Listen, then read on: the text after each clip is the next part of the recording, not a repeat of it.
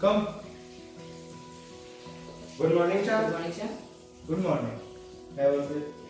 Thank you, sir. Sir, आपको मैंने कल एक वर्क दिया था, वो कंप्लीट हुआ? Yes, sir. Complete हो गया.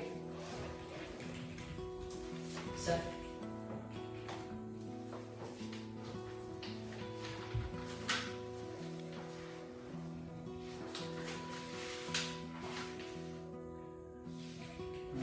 गुड. दे दीजिए सर को. Sir. Thank you.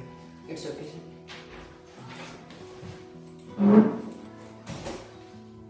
Sir. क्या हुआ? सर मुझे फेस्टिवल लीव चाहिए. बट क्यों? सर मुझे छठ पूजा में घर जाना आवश्यक है.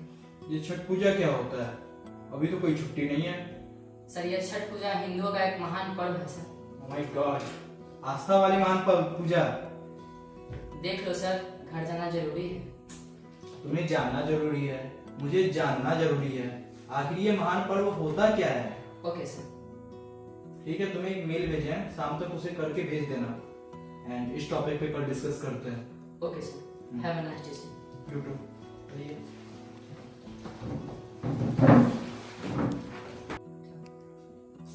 सर छुट्टी भी नहीं दी है पर्व के लिए. हाँ यार, अभी गांव में धूमधाम से छठ मन रहा होगा. माँ हमको तो माँ को लेके भी चिंता है. क्या करें अब, माँ हमारी साथी भी है, इसलिए दिक्कत है. हाँ भाई. देखो माँ का फोन फिर से आ रहा है. माँ समझती भी नहीं है कॉर्पोरेट की नौकरी क्या होता है. हाँ भाई, माँ की बात कॉर्पोरेट नहीं समझती, कॉर्पोरेट की बात माँ नहीं समझती. यही तो प्रॉब्लम है. हेलो, गोर लागे छी माँ.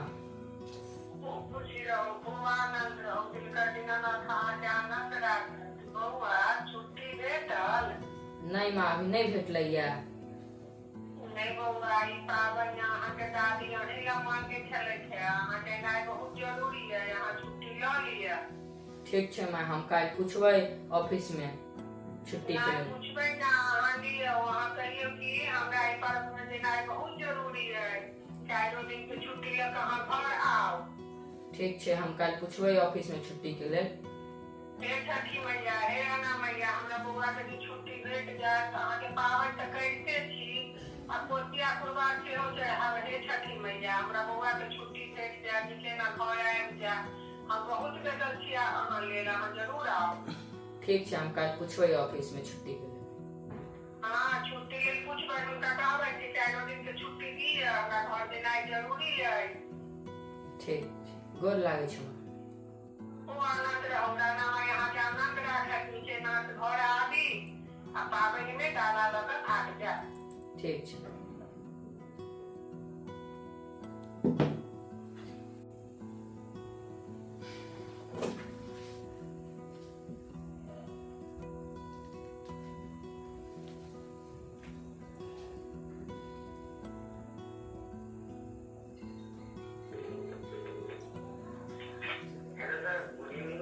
Good evening.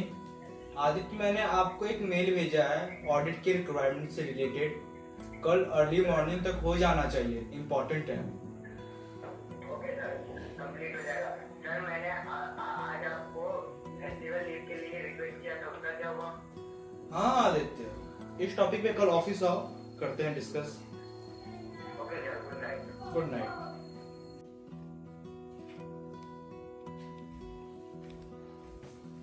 Good morning. Thank you.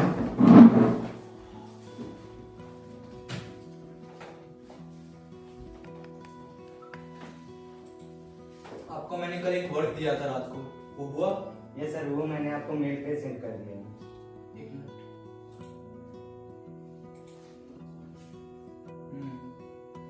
Well done.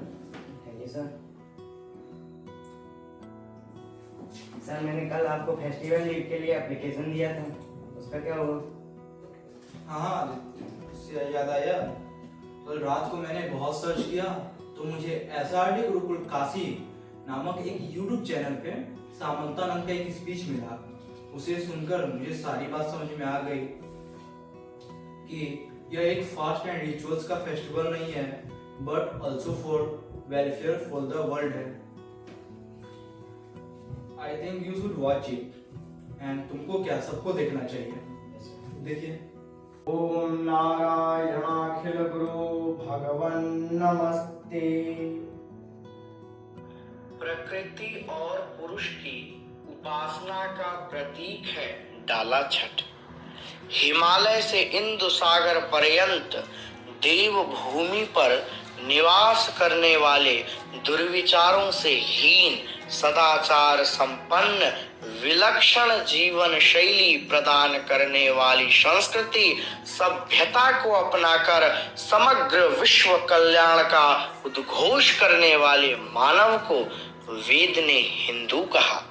हिंदुओं का प्रत्येक पर्व, व्रत, त्योहार एवं उत्सव आदि मानव सभ्यता को संस्कार समन्वित आदर्श शिक्षा प्रदान कर समाज को सुरक्षित, संपन्न एवं सेवा पारायणता का वरदान प्राप्त कराता है। इन्हीं पर्वों में एक महान पर्व कार्तिक शुक्ल षष्ठी, जिसे हम सब प्रतिहार षष्ठी के नाम से जानते हैं, इसी तिथि में अस्तांचल सूर्य को पाद्य, अर्घ्य, नैवेद्य, भोग तथा आचमन प्रदान करते हैं, और जो अपने आप में अद्वितीय उपासना है। तथा पुनः प्रातः सूर्य सप्तमी के उदित भुवन भास्कर भगवान सूर्य को पाद्य, अर्घ्य, नैवेद्य निवेदित करने की पावन परंपरा प्रथित एवं प्रसिद्ध है। वस्तुतः इस व्रत प्रकल्प का शुभारंभ तृतीया तिथि की प्राप्ति से ही हो जाता है। व्रती माताएं तृतीया तिथि को सात्विक भोजन ग्रहण करती हैं। अगले दिन चतुर्थी तिथि को नहा खाए के नियम का अनुशीलन करती हैं तथा पंचमी तिथि को एक भुक्त होकर खरना करती है। अनंतर अस्तांचल उदयांचल सूर्य की विधि पूर्वक यथालब्धोपचार पक्वान्न मिष्ठान्नादि उपकरण निवेदित करके पारण करती है। वास्तव में यह सृष्टि परम पिता परमेश्वर की ही अभिव्यक्ति है, जो परम पुरुष के नाम से ख्यापित है तथा उन्हीं की योग माया से समस्त जीव मात्र की सृष्टि, स्थिति, संहृति, निग्रह एवं अनुग्रह के प्रकल्प क्रियान्वित होते हैं। यह छठ व्रत भी प्रकृति स्वरूपा षष्ठी देवी की है, जो भगवती योग माया प्रकृति स्वरूपा है तथा संसार के प्राणाधार आत्म ब्रह्म स्वरूप भगवान आदित्य की आराधना, उपासना प्रकृति पुरुष का ही चिंतन है। भगवती षष्ठी की उपासना से आयु, आरोग्यता एवं ऐश्वर्य की प्राप्ति होती है तथा भगवान मार्तंड की कृपा से प्रत्येक शरीर में प्राणात्म स्वरूप होकर मन, बुद्धि, चित्त एवं अहंकार को दिव्यता की प्रतिष्ठा प्राप्त होती है। मानव मात्र का यह पांच भौतिक शरीर प्राकृत है। इसका रक्षण, पोषण पंचभूतों के आश्रय में ही संभव है। प्रकृति स्वरूपा भगवती षष्ठी देवी तथा भुवन भास्कर भगवान सूर्य की आराधना उपासना को माध्यम बनाकर हमारे मनीषियों ने स्वस्थ जीवन के लिए प्राकृतिक ऊर्जा के स्रोत पृथ्वी, जल, अग्नि, वायु एवं आकाश का संरक्षण, सम्मान तथा सुरक्षा की ओर संकेत किया है। प्रत्येक घरों में प्रकृति स्वरूपा माता व्रतचारिणी अपने पुत्र, परिवार एवं परिजनों के उत्कर्ष की भावना से इस कठिन व्रत को करती है और योग माया प्रकृति स्वरूपा षष्ठी देवी एवं साक्षात ब्रह्म स्वरूप सूर्य से सुख सौभाग्य का आशीर्वाद चाहती है तथा ईश्वर प्रदत्त जीवनदायी प्राकृतिक ऊर्जा के स्रोतों का दोहन शोषण न हो सके, क्योंकि ऐसा करने पर ये दूषित, शुद्ध एवं कुपित न हो जाए, क्योंकि इनके साथ किए गए अत्याचार मानव मात्र पर अत्याचार समझना चाहिए। श्वेताश्वतरोपनिषद में परमात्मा की माया को प्रकृति और माया के स्वामी को माई कहा गया है। यह प्रकृति ब्रह्म स्वरूपा मायामयी और सनातनी है। ब्रह्म वैवर्त पुराण प्रकृति खंड के अनुसार परमात्मा ने सृष्टि के लिए योग का अवलंबन लेकर अपने को दो भागों में विभक्त किया। दक्षिण भाग से पुरुष और वाम भाग से प्रकृति का आविर्भाव हुआ। यहाँ प्रकृति शब्द की व्याख्या कई प्रकार से की गई है। प्रकृति के प्र का अर्थ है प्रकृष्ट और कृति का अर्थ है सृष्टि, अर्थात प्रकृष्ट सृष्टि। अन्य व्याख्या के अनुसार प्र का सत्व गुण, क्रि का रजोगुण और ति का तमोगुण अर्थ किया गया है। इन्हीं तीनों गुणों की साम्यावस्था की प्रकृति है। त्रिगुणात्म स्वरूपा या सर्वक्त समन्विता प्रधान सृष्टिकरणे प्रकृतिस्तेन कथ्यते। उपर्युक्त पुराण वचन के अनुसार सृष्टि की अधिष्ठात्री ये ही प्रकृति देवी स्वयं को 5 भागों में विभक्त करती है। दुर्गा, राधा, लक्ष्मी, सरस्वती और सावित्री। ये 5 देवियां पूर्णा प्रकृति कहलाती हैं। इन्हीं प्रकृति देवी के अंश, कला, कलांश और कलांशांश भेद से अनेक रूप हैं जो विश्व की समस्त स्त्रियों में दिखाई देते हैं। मार्कंडेय पुराण का भी यही उद्घोष है, स्त्रियः समस्ताः सकला जगत्सु। प्रकृति देवी के एक प्रधान अंश को देवसेना कहते हैं, जो सबसे श्रेष्ठ मातृका मानी जाती है। ये समस्त लोकों के बालकों की रक्षिका देवी है।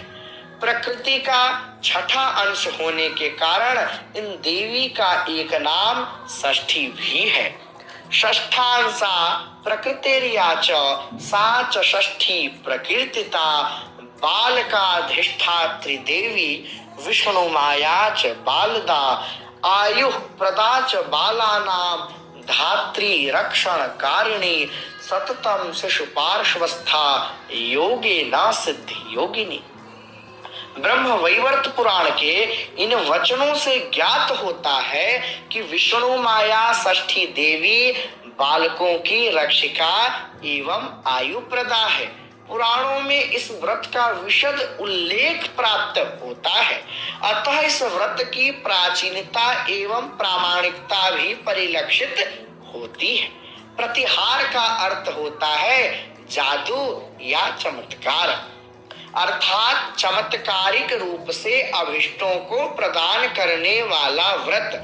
ग्रंथों में षष्ठी व्रत की कथा अन्य पौराणिक कथाओं की तरह ही वर्णित है। यहाँ भी नैमिषारण्य में शौनकादि मुनियों के प्रश्न पर श्री सूत जी लोक कल्याणार्थ सूर्य षष्ठी व्रत का महात्म्य, विधि एवं कथा का उपदेश करते हैं। यहाँ उक्त कथा के अनुसार एक राजा जो कुष्ठ रोगग्रस्त एवं राज्य विहीन थे, वह किसी विद्वान ब्राह्मण के आदेशानुसार इस व्रत को करते हैं, जिसके फलस्वरूप वे रोग मुक्त होकर पुनः राज्यारूढ़ एवं समृद्ध हो जाते हैं। पंचमी युक्त षष्ठी का शास्त्रों में सर्वथा निषेध किया गया है।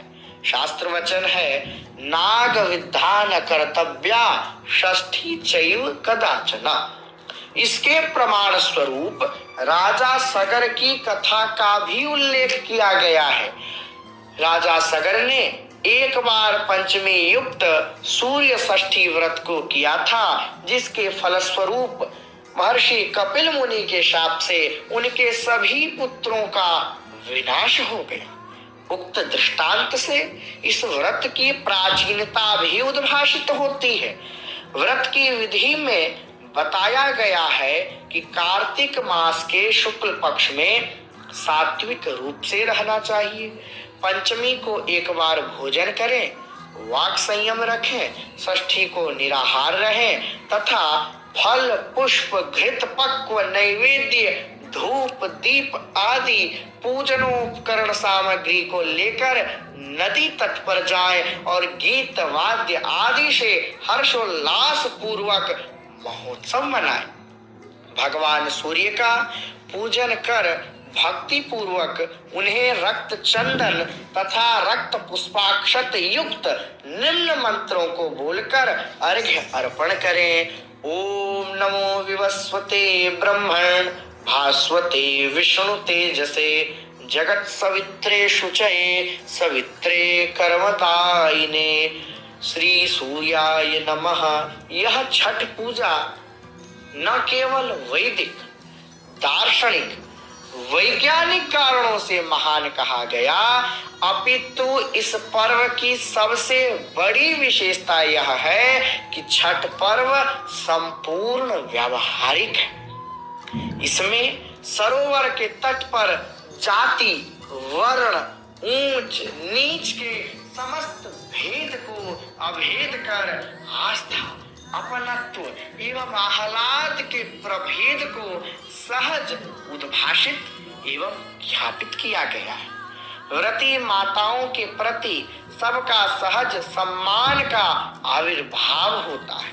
हम अपने व्रत त्योहार एवं पर्व के माध्यम से समय समय पर अपने धर्म संस्कृति को संगठित एवं सुरक्षित करके समाज में सामंजस्य एवं समरसता की अविरल धारा को प्रबलता प्रदान करते हैं, क्योंकि पूर्वजों की कृति को सुरक्षित रखने की प्रवृत्ति ही संस्कृति है और भारतीय संस्कृति वेदादि उपनिषद एवं पुराणोक्त सदाचार से संपन्न है। यही हमारी विशेषता है कि हम समय समय पर पर्व त्योहार एवं उत्सवों के माध्यम से व्यक्ति परिवार समाज एवं समृद्ध राष्ट्र के लिए परस्पर आस्था अपनत्व आह्लाद की परिभावना में सामंजस्य एवं समत्व का सूत्रपात सहज ही करते रहते हैं। जय छठी मैया। छठी मैया की जय।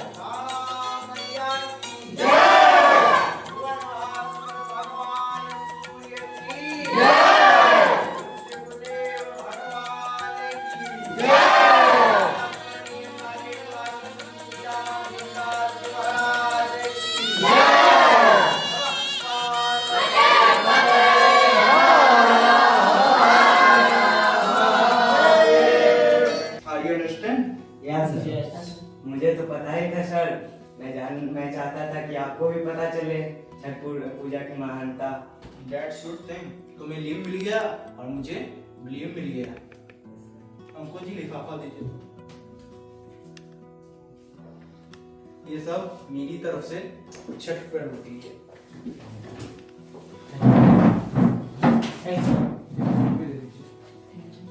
आप करते हैं सर? जी हाँ। बताए नहीं कभी। Thank you. आई होप अगले साल से हम भी ये पर्व करेंगे।